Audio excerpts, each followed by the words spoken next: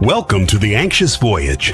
If you think that title sounds bleak or foreboding, one of two things must be true. You're very lucky, or you need to get out more. On this program, we share stories of life and living. We compare notes. We discover commonalities. We accept that life is a glorious, heartbreaking thing, and we embrace and celebrate all of it. Take the ride with us. We're glad you're here. Now, here's your host, Mark O'Brien.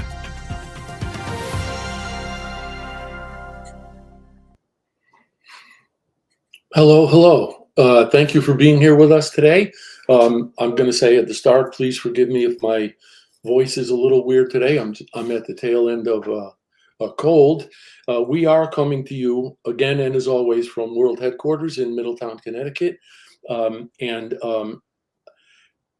have good news and bad news. I'll start with the bad news. The bad news is there was someone else booked to be the guest on the show today, and he got waylaid for some reason. The good news is that I'm joined once again by my wife, Anne, who decided she could handle this one more time. And also because Anne is here, I'm not going to start, as I very often do, with a lame joke about Middletown, Connecticut, because as you can probably tell from my appearance, I'm too young to get in trouble. Anne, thank you for being a last-minute sub. My pleasure. Last time you were on, we were talking about, I guess, all things creative, and I want to be a little bit more detailed and maybe a little bit more graphic today, and I will explain exactly what I mean. You are and have been a painter for a very long time. In fact, I will point out to the folks who are tuning in live on video that the painting over your right shoulder is your work. Yes. The graphic part is, and maybe even clinical, you recently had surgery on your left hand, and you were suffering from arthritis and tendonitis, as I understand it. Yes. So I'm going to try to hold my hand the right way. There's a little bone down here at the bottom of everyone's hand called the trapezium. And because of the severity of your arthritis, a doctor went in, took that out, took a piece of tendon or ligament or something from your forearm, and somehow wrapped it between the two bones that the trapezium used to separate to give you less friction and ideally less pain and more movement. I'm bringing all of that up under the heading of perspective because since then you have started to paint again. And as I understand it, it has influenced the way you paint. So I think I have a follow-up question, but would you please just explain that a little bit? Yes, and it was due to my creativity. I love to work with my hands. So whether it's painting or cooking or gardening, all that motion, refinishing furniture, anything that I do, pottery, was the use of my hands. So throughout the years, I sort of wore my thumbs out, for lack of a better description. So prior to the surgery, my painting was skewed because holding the brushes sort of was painful, or I didn't have the strength or the tenacity, or I should say the longevity, so I'd have to quit and restart and so forth. So I did have the surgery. Took me a while to recover. And when I started to paint again, my grip on the brush was different. Also, the way I positioned my hand was different to compensate, obviously, for the difference in where I was. The other thing that I did notice is almost psychologically, I had gained a different perspective. Things didn't have to be perfect. So I gained a different perspective when my brush hit the canvas. I was ready to try out some new things. I figured, well, I mean, it can't get any worse. So why not just see what happens? I will say that I'm in experimental stages now, and I'm using a little bit more color, I think, or texture to sort of compensate for where I might have left off with my brush strokes. So it's an interesting realization, but I think the conclusion I came to is no matter what stage of your life you're in or what drawbacks you might have, you still can do the things that you want. I apologize if I seemed to be distracted when you first started talking, but I was just writing a whole bunch of notes because you've made me think of so many things I'd never thought about before. So I'm going to try to make sense of this. I don't think there's any particular order to it. Okay. You and I have had the conversation many times that I just don't have the eyes that you do. And aside from the fact that yours are more beautiful than mine, I don't see things the way you do. No, I think I even want to say I don't see things that you see. So when you approach a canvas, a blank one, you're already seeing things, I would imagine. So if that vision, your imaginative vision, remains the same, is there a conscious adaptation of your technique post surgery to try to realize that vision or bring it to, I don't know what to call it, life, fruition? I think that the vision is still the same. How I express the vision is different. So if I could explain to you, or the way I look at things, if people, let's say, went outside and you said, okay, what do you see in the clouds? When kids do this, they look at clouds and they see a dragon, or they see an animal, or, another animal, or they see waves or things like that. I think that I approach the art by looking at things differently, and I see things probably that other people wouldn't notice. And so what I try to do is, like I said, take my brush, or sometimes I'll use either, a palette knife or scraper. I use other things besides brushes. And it is how do I want to put it? The mental thought that gets extended down your arm, and there's an influence that takes place that sometimes takes a while to get to, but it's almost like something else takes over. Some creative juice takes over, and that's when the real work comes out. So if you sit there and think about it too much, you sort of put the pressure. Is it perfect? Is it to the right? Is it to the left? And you start to ask yourself all these questions. And then when instincts, intuition, or creative juice takes over, that's when the real soul comes out, the real soul of the painting or what you're trying to express. That's what comes out. And then it's onto the canvas or onto any substrate that you're painting on. I want to be careful not to use the word automatic, but for instance, when you're learning guitar, I had one teacher who used the phrase idiomuscular memory. And what he meant by that was, if you do enough things with your left hand enough times, it does effectively become automatic. Number one, I don't know if that's true in painting for the sake of this conversation. And number two, it seems to me that if you mess with the musculature, as your surgeon did when he fixed your hand, do you learn again? Do you adapt to something different, or is it both? I think it's both.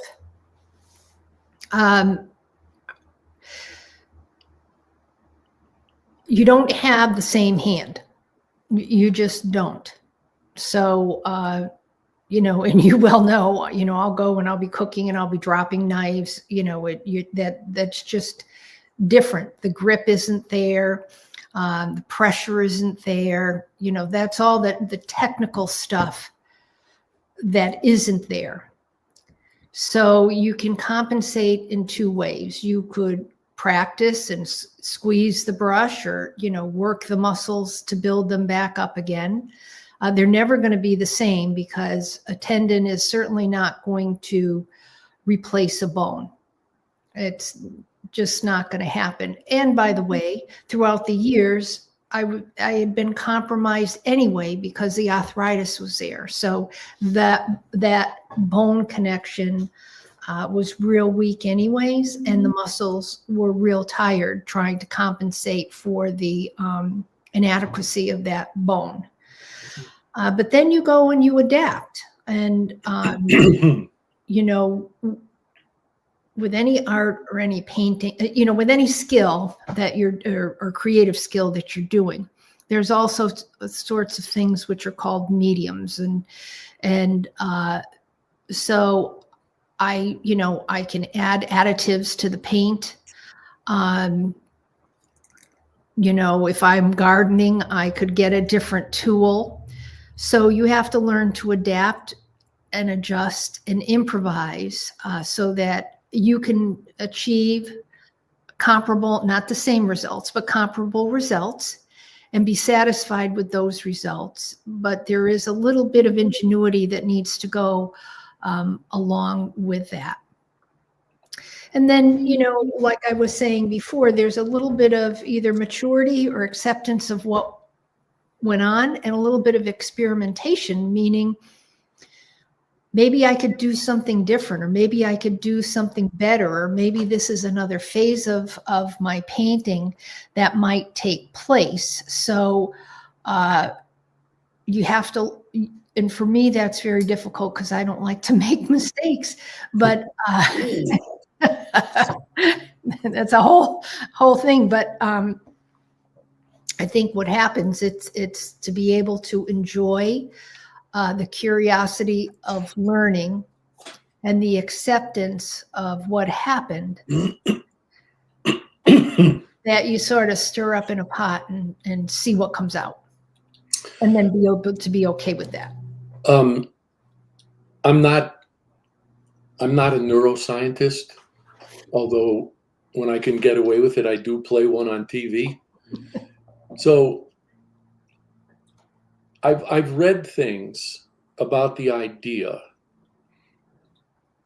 So I'm sure people have heard the term neuroplasticity, and that our brains can be very flexible. Mm-hmm. But I've read, for example, the idea that you can create new neural pathways just by making really simple changes. And one of the things I read once is that if you have a clock somewhere in the house and it's been there for some time, and you move it, you're going to create new neural pathways, because your first inclination, at least for a while, is to go look for the clock where it had always been.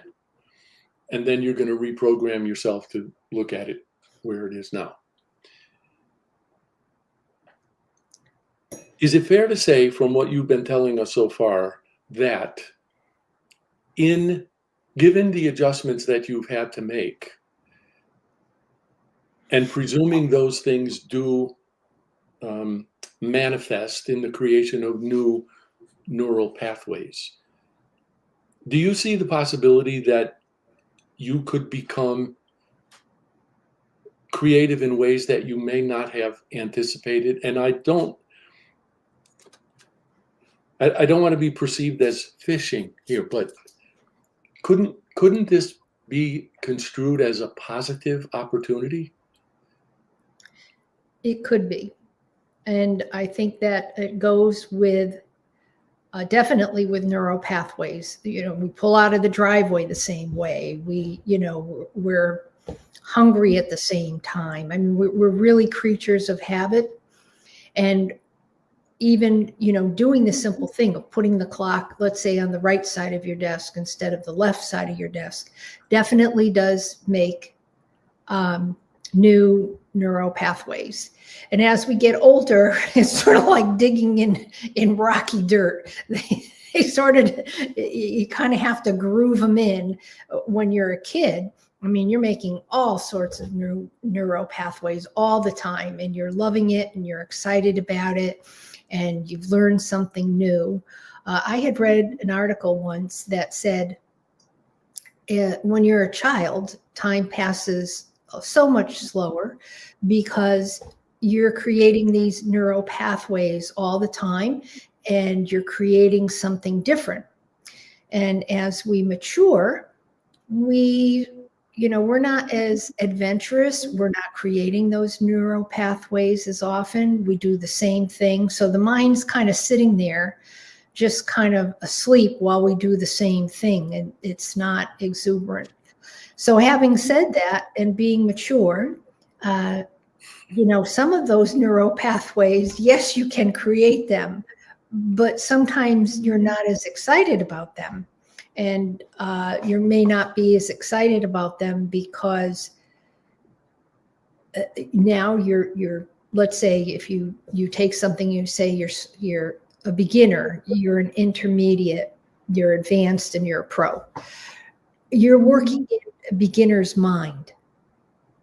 And so when you're in beginner's mind, you remember your old friend that, might have had a better level, and they weren't a beginner, maybe they were advanced. I don't like to say a pro, but let's say you were advanced. And that does cause frustration. It's not the way it used to be. I can't do it as fast as and you can apply this to all aspects of life, not just painting, but any sort of impairment or creativity. If you lose your hearing, you somehow learn to read lips better. But in between reading lips better and losing your hearing, there's that long, kind of frustrated learning curve. And so you have to be very patient with yourself and be able to be a beginner. And I'm where I am right now is trying to be excited about that. And again, like I look at cooking as just painting in a pot. You kind of take all the different, instead of paint tubes, you're taking different color vegetables and you're creating a plate that somebody's going to eat. Well, if you can't chop them the way you used to, or you can't smash them, how they're supposed to be, again, that, you've got to learn something new. You've got to improvise. You've got to adapt, and you've got to practice. So I'm trying to take it and equate this so that the audience can understand that, how it affects people, not only just artists. I'm hoping, you just mentioned our audience, I'm hoping that everyone picked up as I did, although my guess is it's probably not news to everybody, but I love the whole idea of the beginner's mind. And it reminds me, and you've witnessed it because you've gone with me on occasion, but when I get the opportunity to go to schools to share my children's books with young students, they all have that. And their perspectives on everything are just so fresh and so eager. And I wonder if, as we get older, in our pursuits of whatever it is we think we're pursuing or we're supposed to be pursuing, I wonder if we let that beginner's mind go And one of the other words that I wrote down while you were talking a few minutes ago, Ann, was discovery. And it just seems to me that if we lose sight of that beginner's mind, we're robbing ourselves of opportunities for discovery, aren't we? We absolutely are. Absolutely are. And I'll give you a good example. We have 2 grandchildren, and they're both very art. They didn't get it from me, but they're artistically creative. So, we'll give them pens or watercolors, and and they're not trying to get in the lines. They're just having fun.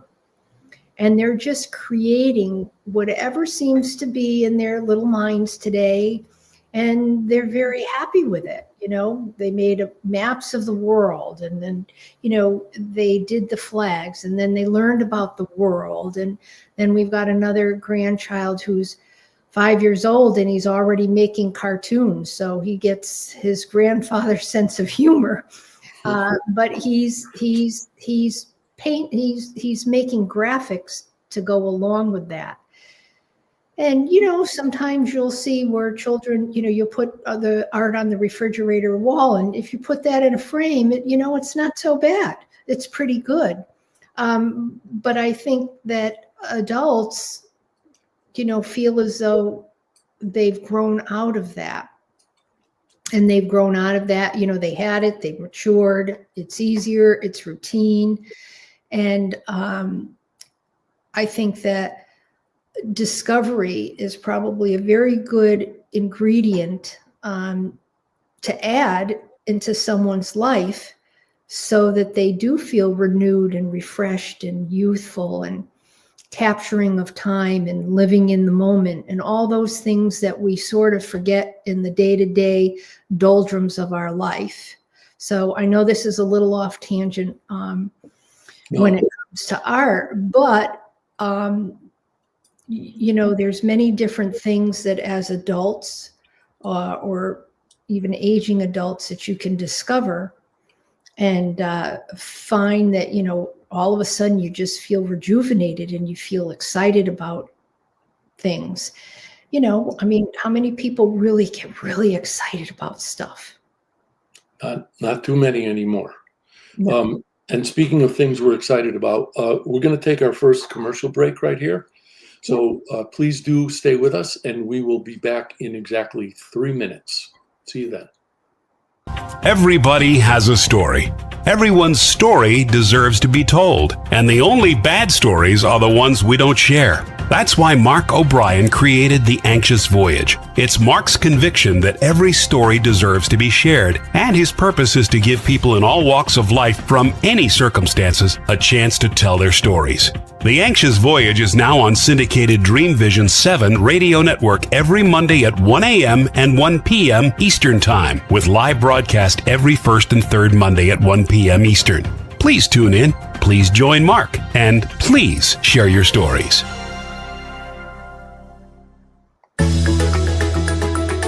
Ever wonder what it's like to have your own radio show? Well, wonder no longer, because you can dip into the radio airwaves by being host for the day on syndicated Dream Vision 7 radio network. It's a fabulous way to get your radio feet wet. It's an opportunity to market your business, modality, or book. Have a guest, mention a sponsor, and take callers. Or you may want to facilitate a lesson by going solo. It's up to you. Listeners can be online, mobile, in cars with Bluetooth, or listen through Amazon's Echo by asking, Alexa, play Dream Vision 7 Radio Network. For more details, go to dreamvision7radio.com and click on Host for the Day.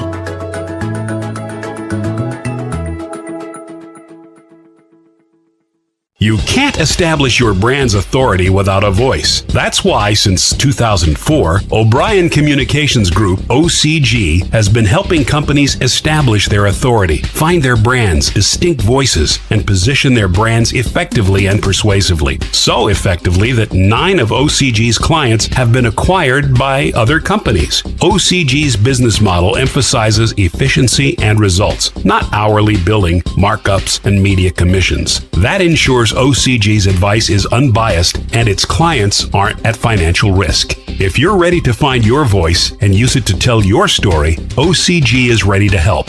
You can find O'Brien Communications Group on the web at o'briencg.com. That's OBRIENCG.com, or call 860-944-9022. Calling all authors. Have you been considering an audiobook? Well, look no further. Come take advantage of Dream Vision 7 Radio Network's unique in-house audiobook production, which includes benefits and bonuses from our radio station. Let our knowledgeable staff guide you to create the audiobook you've always dreamed of without breaking the bank. Check out our full one-stop service from A to Z, including the ACX process. Schedule a free consultation by calling 508-226-1723. That's 508-226-1723. Or go to dreamvision7radio.com. This is Dream Vision 7 Radio Network, uniting mankind with universal love. Our shows are created from the heart, bringing each listener to a place of divine enlightenment. Breathe, relax, and enjoy. Let life flow.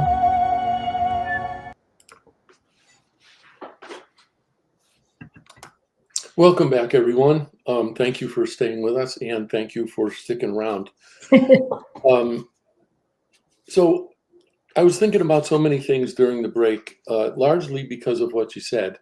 And so because of what you were saying about our granddaughters, I just want to share something with our viewers and listeners for a second. And then I want to connect what we were talking about before the break to psychology, I think.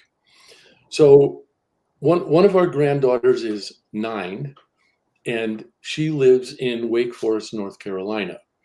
Our other granddaughter is 8, and she lives here in Connecticut. So they don't get to see each other very often.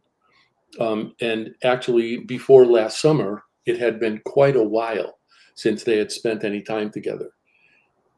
But as soon as they were together, they were like one. And you were describing when they decided to embark on their flag project.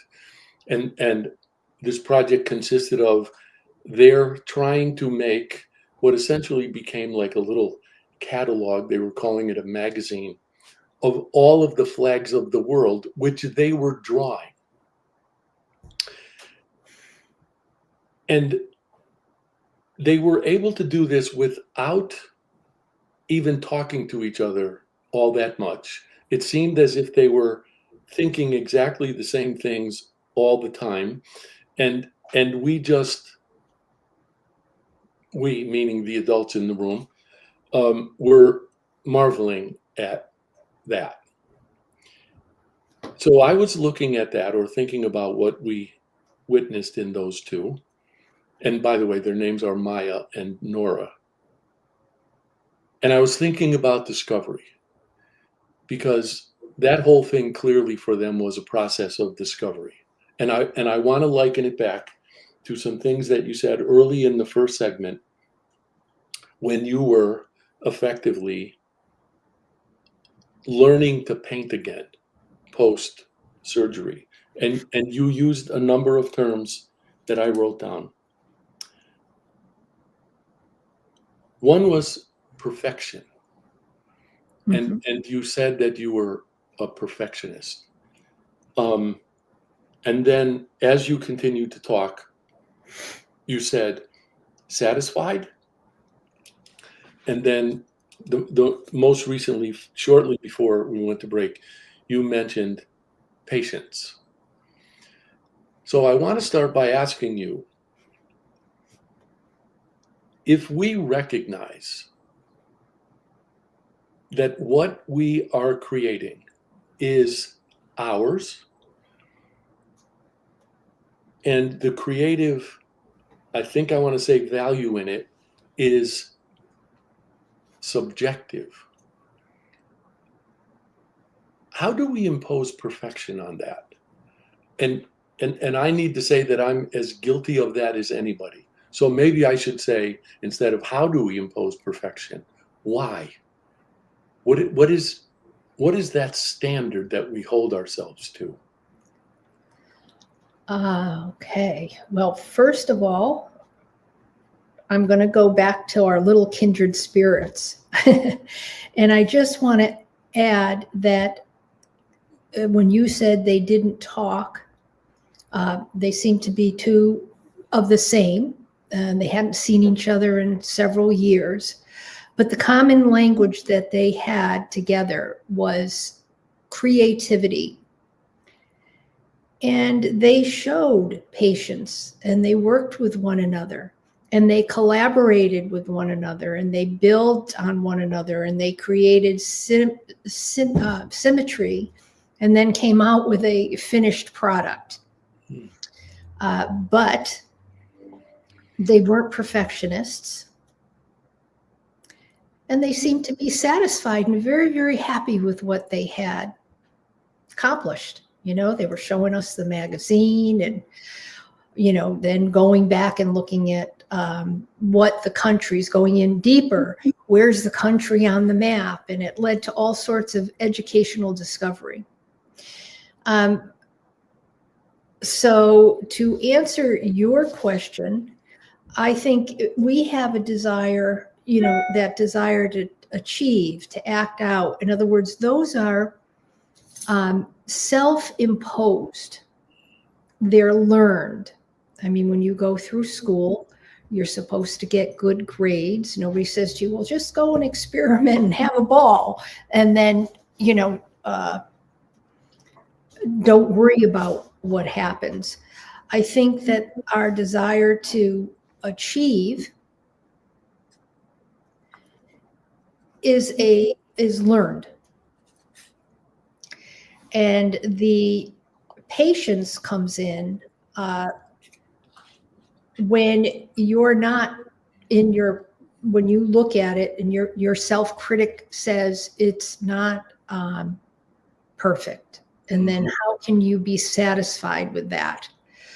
I don't know. I would imagine, you know, you as a writer or someone else, I mean, there's a lot of suffering and great artists. I mean, you know, Van Gogh cut his ear off. I mean, I'm sure there are plenty of writers that rewrite that paragraph or look for that perfect word to describe the mood or the act that's going on within their writing.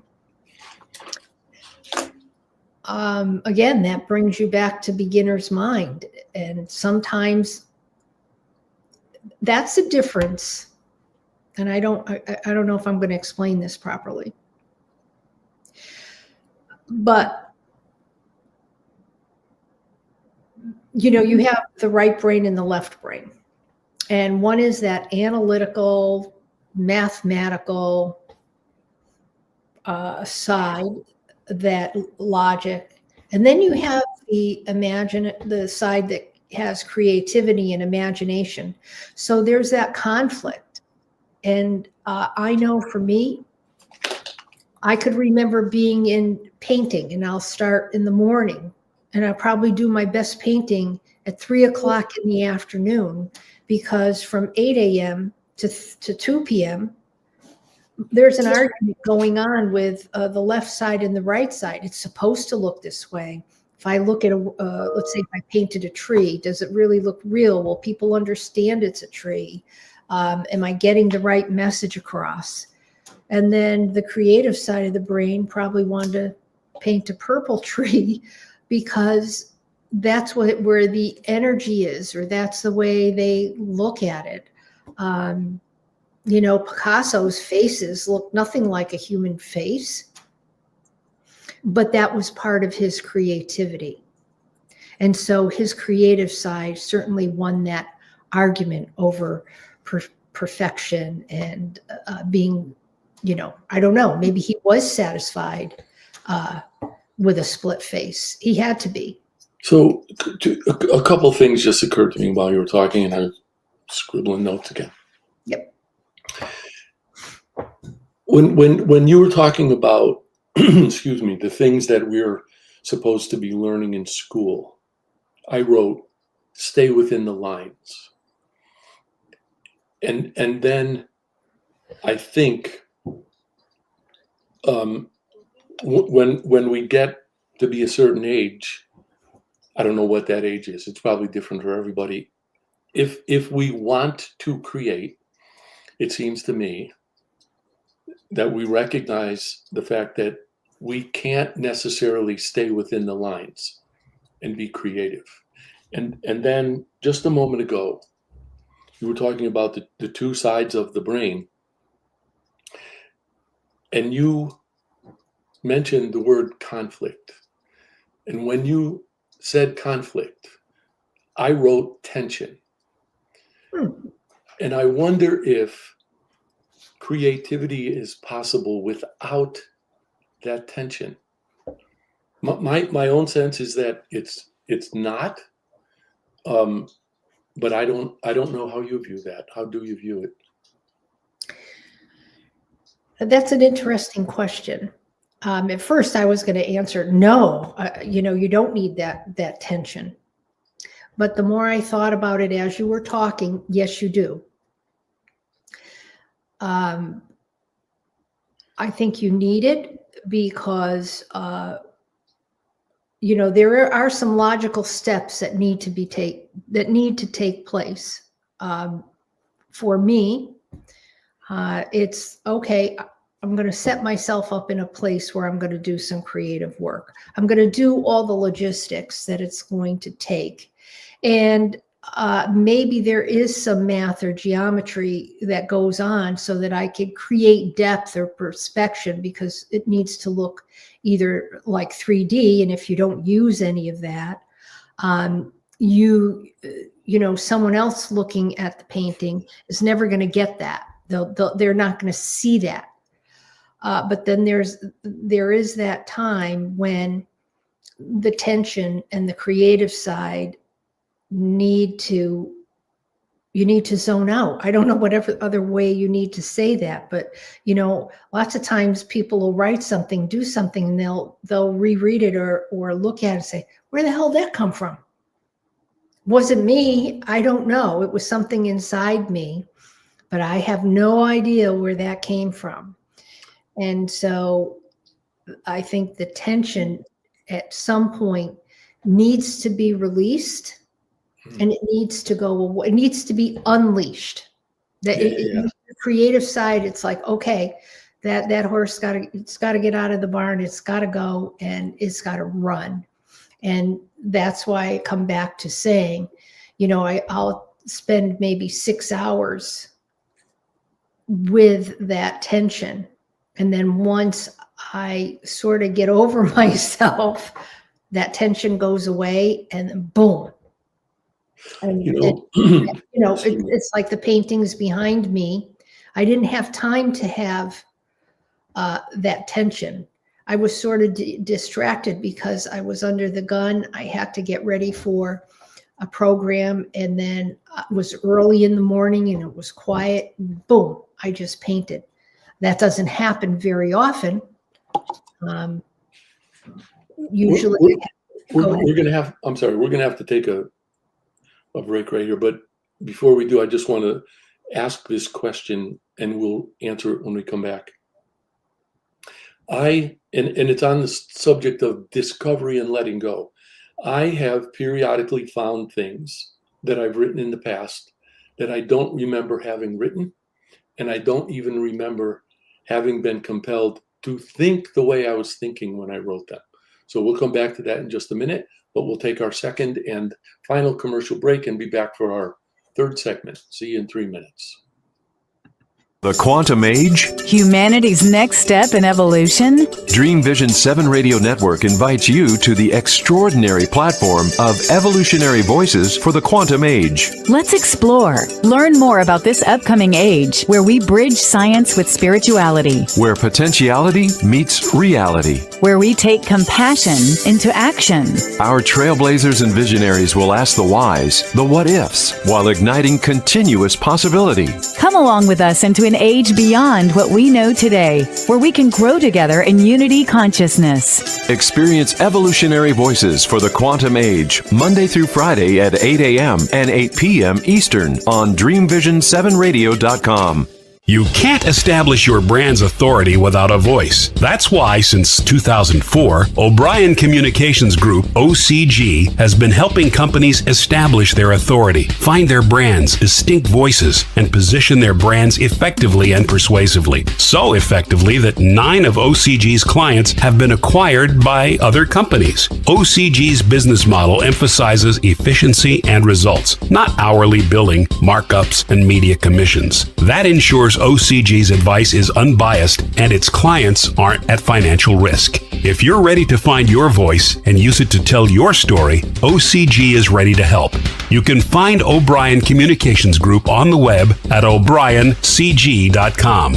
That's OBRIENCG.com, or call 860-944-9022.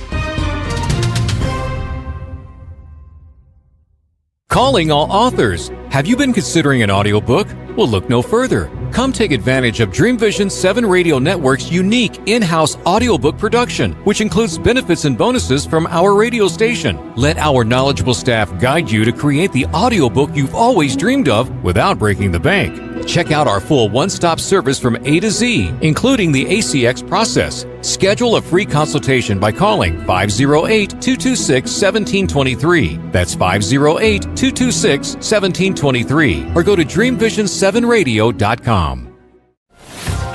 Everybody has a story. Everyone's story deserves to be told, and the only bad stories are the ones we don't share. That's why Mark O'Brien created The Anxious Voyage. It's Mark's conviction that every story deserves to be shared, and his purpose is to give people in all walks of life from any circumstances a chance to tell their stories. The Anxious Voyage is now on syndicated Dream Vision 7 Radio Network every Monday at 1 a.m. and 1 p.m. Eastern Time, with live broadcast every first and third Monday at 1 p.m. Eastern. Please tune in, please join Mark, and please share your stories. This is Dream Vision 7 Radio Network, uniting mankind with universal love. Our shows are created from the heart, bringing each listener to a place of divine enlightenment. Breathe, relax, and enjoy. Let life flow.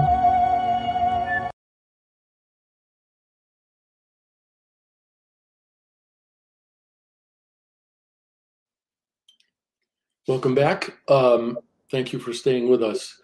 And just before we went to break, I was asking about whether you had found work that you had created in the past, and if it struck you the same way that some of mine strikes me, that I don't remember having written it, I don't remember thinking that way. A lot of creative people say that they don't know that they're necessarily creating entirely on their own. Excuse me. They say that they feel like they're channeling. And when I find older things that I've written but don't recall, it makes me think, ooh, if I wasn't directly or strictly channeling, I certainly had help from elsewhere. Do you think about it that way? Absolutely. Sometimes I don't know where it comes from. I have no clue where it comes from. I'm almost blank. Like when I'm painting and I get into that zone, there's no conscious awareness. There's something else that's just going on. And and you don't know, you have no idea where it comes from.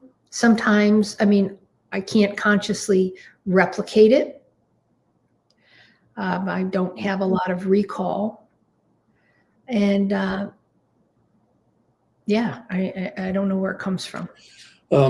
This is going to be a fairly close paraphrase, but Miles Davis said that it's 1 in every 50 performances that musicians play completely out of their minds, exactly the way you just described. But it's the other 49 performances by which they earn the right to call themselves professionals. And you know what? I want to link this back to something again that you said early in the conversation about perfection. So I want to make this comment, and then I want to ask a question. The comment is that it seems to me that even someone as accomplished and renowned as Miles Davis recognized that you can't do it being, I think, the achievement of perfection all the time, but you can still be really good. So early in the conversation, when you said perfection, I wrote down two other words. I wrote down acceptance and forgiveness. And if we're working in any creative field and we get to a point at which we might start to become frustrated that we're not achieving whatever it is that we might define, and it's all subjective, as perfection, we need to be able to accept what we're doing at that time. And do you think that acceptance requires some forgiveness of ourselves? I do. And I'm going to cite some examples where I think this all comes to play. When I went to Italy to art school, what the professor had done at the time is we had a big pad, and every 3 minutes the alarm would go off. We had to rip whatever we were doing off the pad, throw it down on the floor, and do another one. And we did this for quite a while. We used almost the whole pad. And I think that was a good practice in perfection, acceptance, and forgiveness, meaning you couldn't be a perfectionist. You sort of had to be creative. You had to accept what you were doing, and you had to accept, I mean, for me, that doesn't like creating a mess, that I had all stuff on the floor. I just had to accept that. And I had forgiveness to say, okay, this is the way it is. I can't change it. But through that rubble, you were able to find glimpses of where creativity came out, because you couldn't waste time on perfection, and you had to accept that, and you had to forgive yourself. And we had a conversation the other day about the song Billie Jean. And I think, if I remember, don't hold me to the quantities, but Quincy Jones and Michael Jackson, for the bass player, had that take, I think it was 91 times. You're close. You're mixing up two different things, but you are positively on the right track. Okay. And then you could, for clarification and for the audience. Yeah. What happened is they ended up taking the second take, but it took all those other versions to accept, forgive, and to find perfection. So I'll just clarify the two stories. So, okay. Louis Johnson was the bass player who came up with that incredibly infectious bass line for Billie Jean. Michael Jackson was such a perfectionist that he made Louis Johnson play that bass line on every bass guitar that Louis Johnson owned. And Michael Jackson, when Louis Johnson played that on his Yamaha bass, Michael Jackson said, yeah, that's it. What you're talking about is Quincy Jones and who was the producer and the engineer mixed that song 91 times. And then Quincy just said, no, I think we need to go back to the second version. And that's the one we know. What you were just saying, and the whole idea, and I actually felt myself starting to get like a little unnerved, but somebody like with that alarm, and every 3 minutes, whoop, you got to rip that sheet off and do something else. It never occurred to me to even wonder about this. Is there discipline involved in letting go? So in that first 3 minutes, you're starting to work with something and you think, oh, I got something. Then the alarm goes off. You got to rip that sheet off. You have to let it go. It just seems to me that takes discipline to let that go. Did you feel like that? I totally agree with that, because you either want to save, you could use this in, right? You want to save your darlings, or you don't want to throw anything away. Just think about weeding in a garden. You're saying, wait, these are all potential great little plants here. But in order to get that one main plant to survive, all the little ones have to go. So you can use that in so many creative aspects. But yes, it does take a discipline, or else you'll just get so distracted. Or if you can't let them go, you're never going to get to that creative level. Meaning, you're going to have the first one and you're going to try to correct it. And then you're going to rework it. And then you're going to stand back. You're going to say, well, does it really look like what I want? And that analytical side just takes over and over and over. And that creative side just gets so frustrated with that, because the conversation between the two sides, the creative side isn't having enough opportunity to speak. So this, and I just want to interject, this is maybe a little off topic, but after you and I did this show together the first time, we were talking about maybe doing some other show or a podcast or something and calling it The Poet and the Painter. I think given what you just said, maybe we should just call it analogies, because I love what you said about gardening and the weeding and things. So unfortunately, we're starting to run out of time, but I want to try to cover one other thing.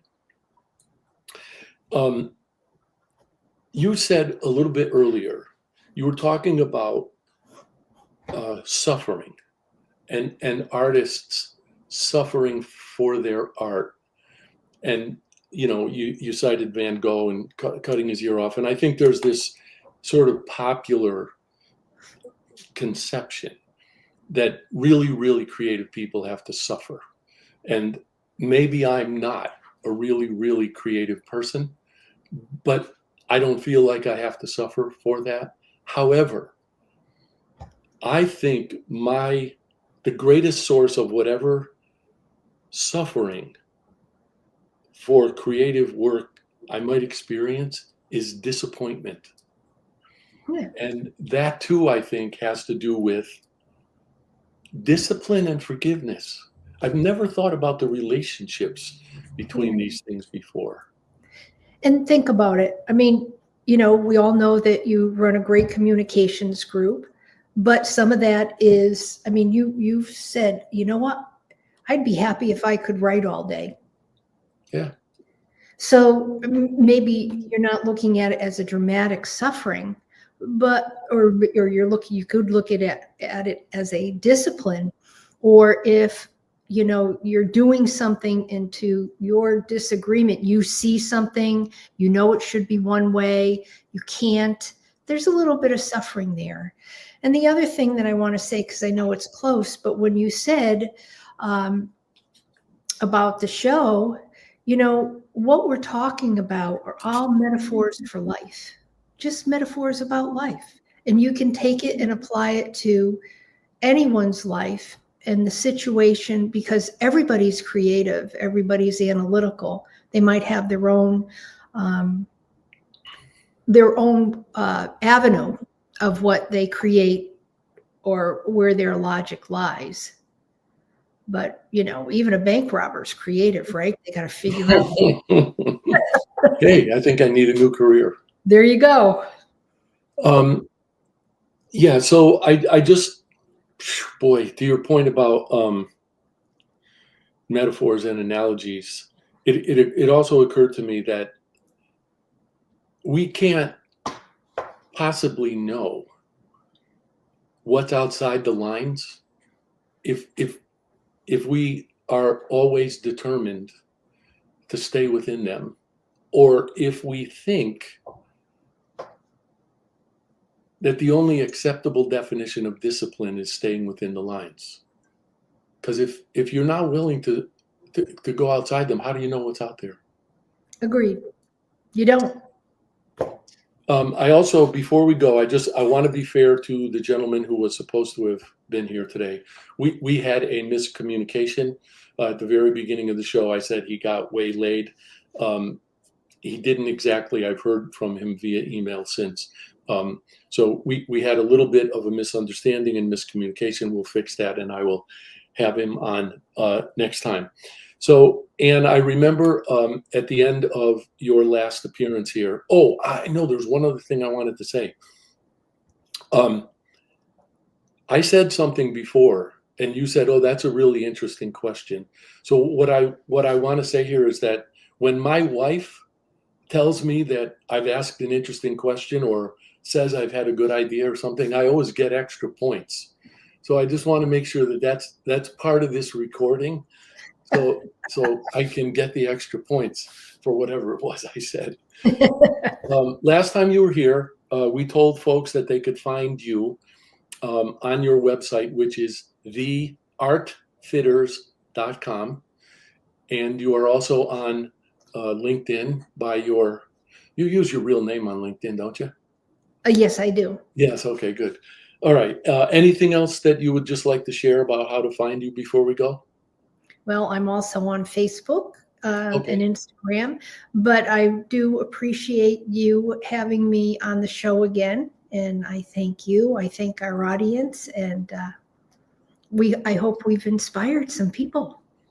Well, I don't know about me, but I know you have. And thank you. I can't wait to do this again. And I thank everyone who joined us today. I hope you had as much fun as we did.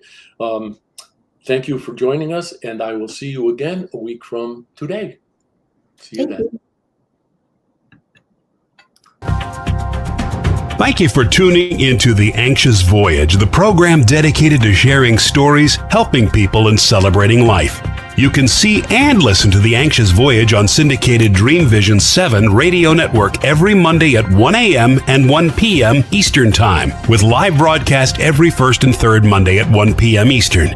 If you have a story to tell, or if you know someone who does, please email the host, Mark O'Brien, at mark@o'briencg.com. In the meantime, please remember, the only bad stories are the ones we don't share.